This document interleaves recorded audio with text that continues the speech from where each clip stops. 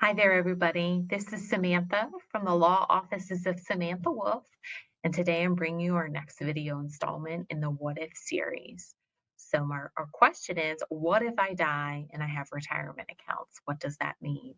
So, the answer to that, whole bunch of fun answers. So, the first thing to know is that if you pass away and you had funds still in your retirement account, then a Pennsylvania inheritance tax return would be required. So the executor, the personal representative, would need to file an inheritance tax return disclosing the date of death value of that retirement account, along with any other assets that you owned individually at the time of your death. There would be inheritance tax, and the tax rate would be depending on what your relationship to the person who died would be. So spouses pay 0%, children or parents pay 4.5%. Siblings pay 12%, and anyone else, including nieces or nephews, pay 15%. So that tax would be due within 9 months of the date of death.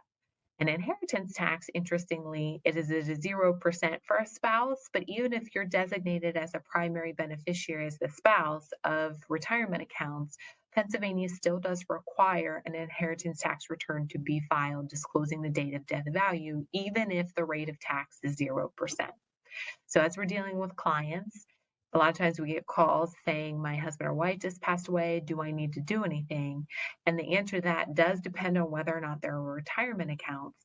Even if you've designated your surviving spouse as the primary beneficiary, Pennsylvania inheritance tax return does still need to be filed, disclosing that date of death value.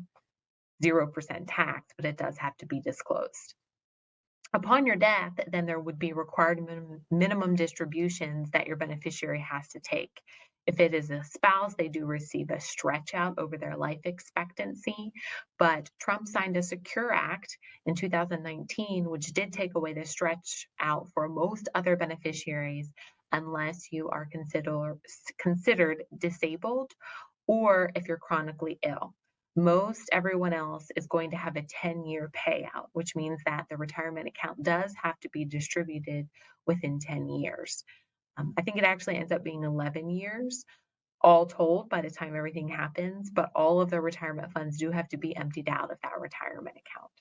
So I always encourage anybody who has a retirement account, or if you're the executor of an estate and the estate has a retirement account, to reach out to our office. We do offer consultations, and you can reach us at 717 655 2676.